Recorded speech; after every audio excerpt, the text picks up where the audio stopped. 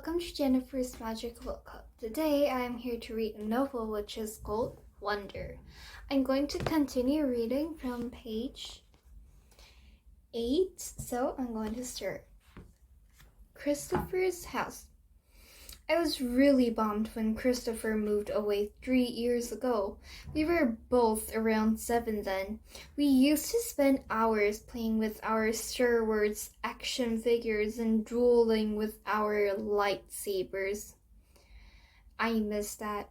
Last spring we drove over to Christopher's house in Bridgeport.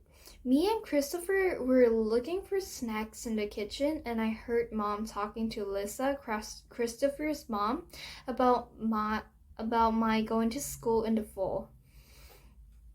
I had never ever heard her mention school before.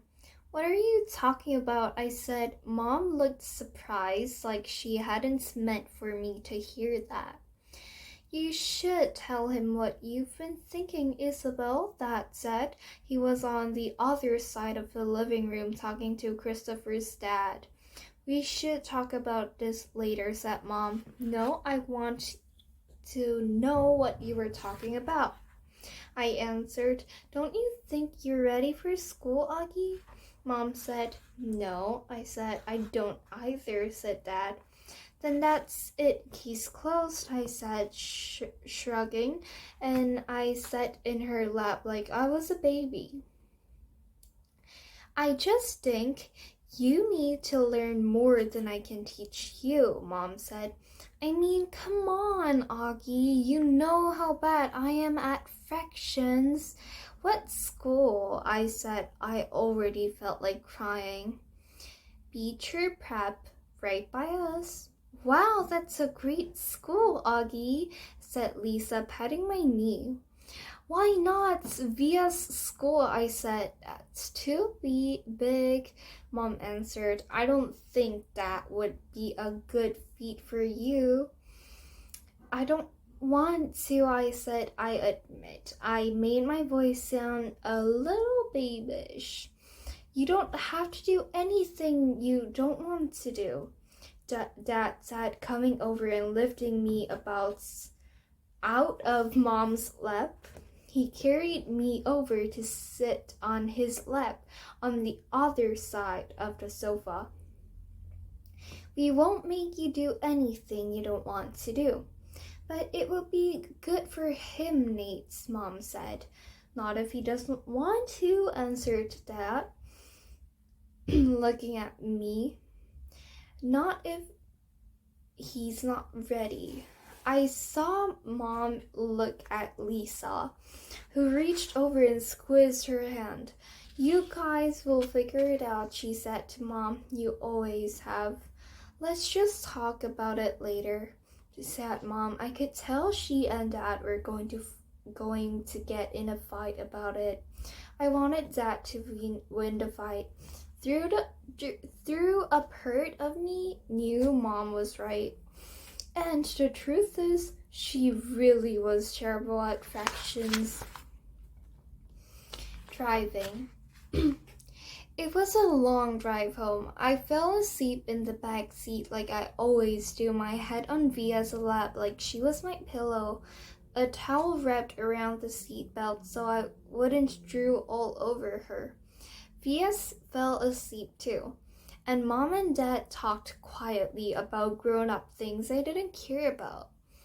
I don't know how long I was sleeping, but when I woke up, there was a full moon outside the car window. It was a purple night, and we were driving on a highway full of cars. And then I heard Mom and Dad talking about me. "We can't keep protecting him," Mom whispered to Dad, who was driving. "We can't just pretend he's going to wake up tomorrow and this isn't going to be his reality, because it is, Nate. And we have to help him learn to deal with it. We can't just keep avoiding situations that..." "So sending him off to middle school like a lamb to a slaughter," Dad answered angrily, but he didn't even finish his sentence because he saw me in the mirror looking up. "What's a lamb to the slaughter?" I asked sleepily. "Go back to sleep, Augie," Dad said softly. "Everyone will stare at me at school," I said, suddenly crying. "Honey," Mom said. She turned around in the front seat and put her hand on my hand. "You know, if you don't want to do this, you don't have to. But we spoke to the principal there and told him about you, and he really wants to meet you." "What did you tell him about me?" "How funny you were, how kind and smart. When I told him you read Dragon Rider when you were 6, he was like, 'Wow, I have to meet this kid.' Did you tell him anything else?" I said. Mom smiled at me. Her smile kind of hugged me. "I told him about all your surgeries and how brave you were," she said. "So he knows what I look like?" I said. "Well, we brought pictures from last summer in Montauk," Dad said. "We showed him pictures of the whole family. And that great shot of you holding that flounder on the boat. You were there too?" I have admit I felt a little disappointed that he was a part of this.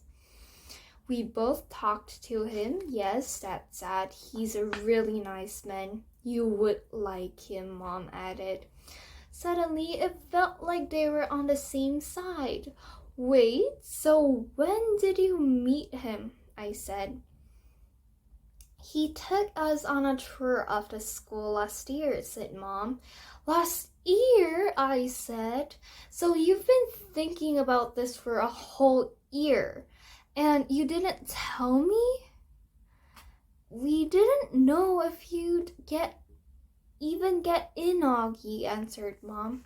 "It's a very hard school to get into. There's a whole admissions process. I didn't see the point in telling you and having you get all worked up about it unnecessarily." "But you're right, Augie. We should have told you when we found out last month that you got in," said Dad. "In hindsight," sighed Mom. "Yes, I guess.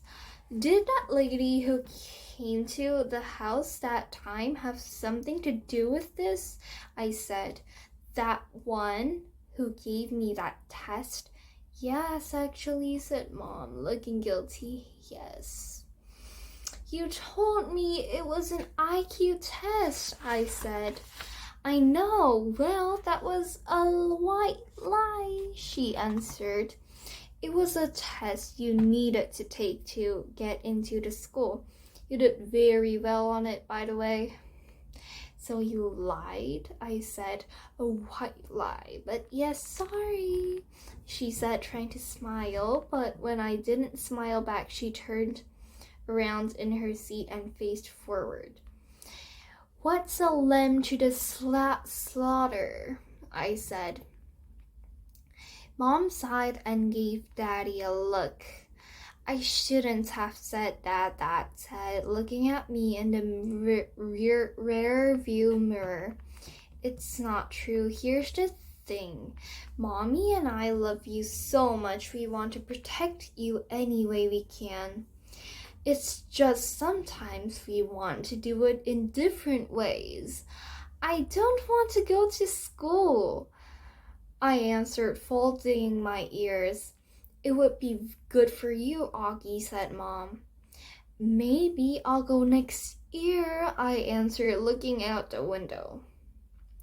"This year will be better, Augie," said Mom. "You know why? Because you'll be going into 5th grade, and that's the first year of middle school for everyone. You won't be the only new kid." "I'll be the only kid who looks like me," I said. I'm not going to say it won't be a big challenge for you. Because you know better than that, she answered. But it'll be good for you, Augie. You'll make lots of friends. And you'll learn things you'd never learned with me. She turned in her seat again and looked at me. When we took the tour, you know what they had in their science lab? A little baby cheek that was just hatching out of their eggs. It was so cute, Augie. It actually kind of reminded me of you when you were a little baby with those big brown eyes of yours. So I'm done to reading till page 112. I hope you're enjoying and have a nice day. See you later. Bye.